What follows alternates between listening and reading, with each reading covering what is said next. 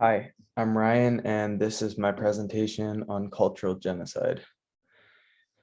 So, what's going on with cultural genocide, and what's the injustice that seems apparent? Genocide has been committed throughout history by several groups, including the church, for example, in the Spanish Crusades. In modern times, though, cultural genocide is the most common form of genocide. So it involves the mass killing of a group, but specifically because of race, religious beliefs, or their cultural observations. Cultural genocide was left off of the Genocide Convention, and due to this, it's not treated with the right level of correction in the court of law. Injustice that is apparent in this situation is both the committing of cultural genocide and the ignorance of world governments towards this historic and modern issue.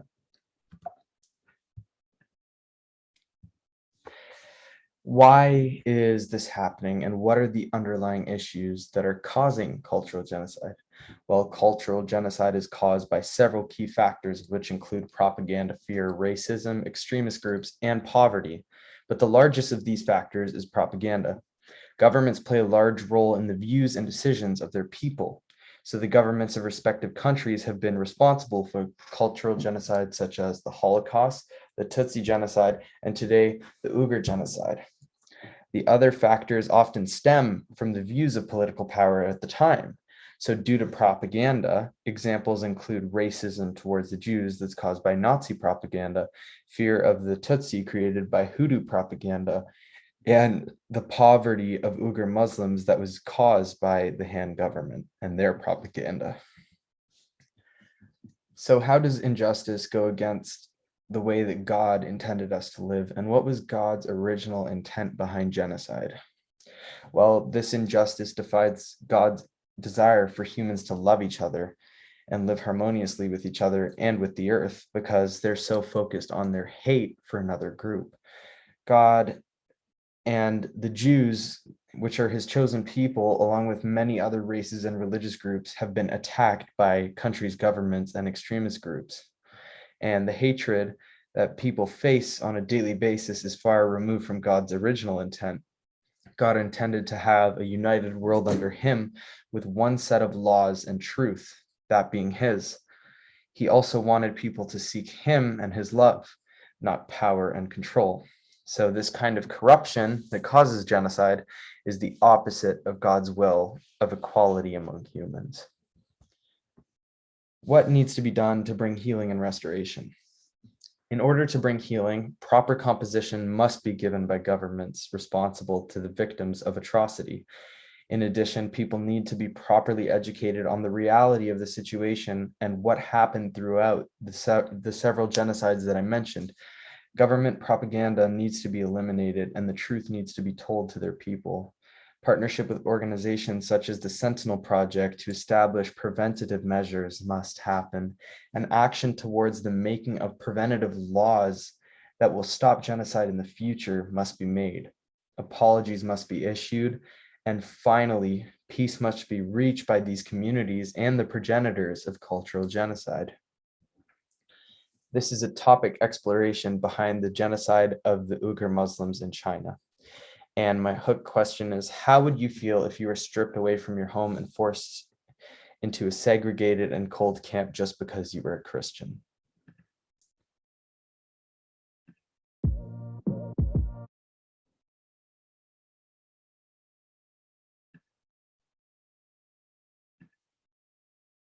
Just a second.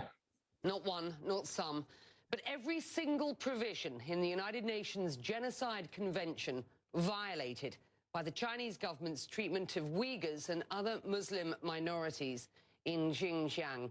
That is the conclusion of a scathing, first of its kind report from an independent group of human rights and legal experts who based their findings on public and leaked Chinese communications, witness testimony, and satellite imagery. They say as many as 2 million people have been forcibly detained, facing atrocities ranging from sexual assault to psychological torture to cultural brainwashing and death.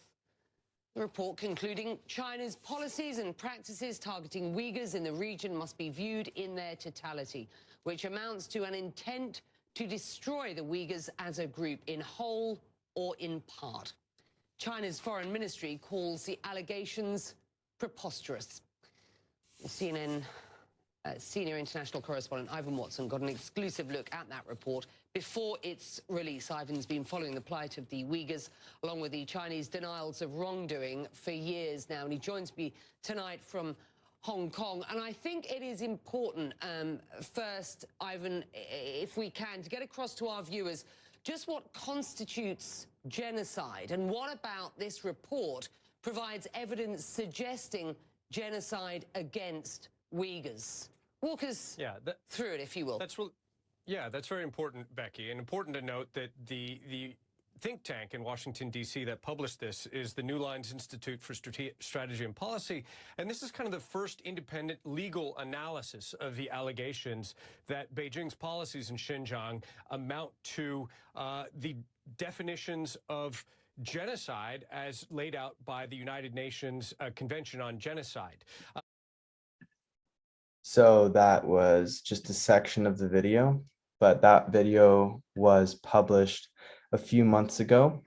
So since then, more information has been given on the topic, and that I will present to you now. The problem in this situation is first concentration camps. So in the current state of this issue, months after that video was published, death tolls have been confirmed in the millions. There is a shoot to kill policy for guards if they see a Uyghur trying to escape a facility. The camps are segregated, as can be seen in this picture.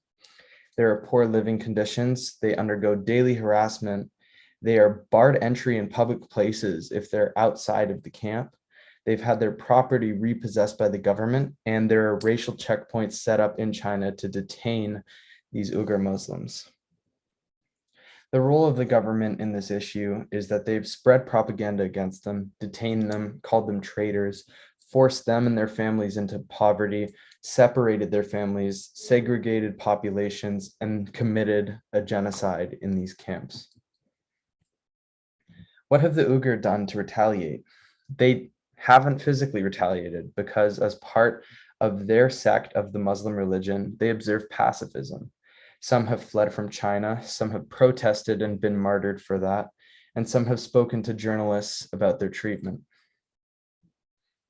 My solution is creating a plan, proposition, idea to deal with this injustice by tying in the 4 elements of a just society.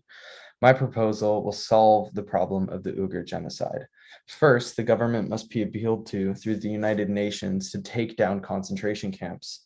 Upon successful destruction of camps, all Uyghur prisoners that have been unlawfully captured must be released. Then the construction of mosques will be done over the sites of these previous concentration camps to make amends for the treatment of the Uyghur people. This will also be done to demonstrate respect for their beliefs.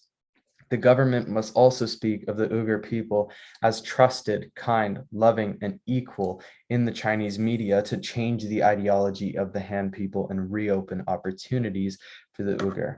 Finally, the checkpoints where people would be identified and arrested must be taken down. Financial compensation and an official apology must also be issued by the government. Thank you for viewing my presentation, and I would like us to discuss as a group why China is targeting the Uyghur, how have they responded, how have the Han people been influenced by the government, why won't China let journalists document the issue, and what issues have affected those who've been released by these camps. Some of these questions will be things that we will talk about in group, and then I will be able to give the answer based on my extended knowledge of the topic. Thank you and goodbye.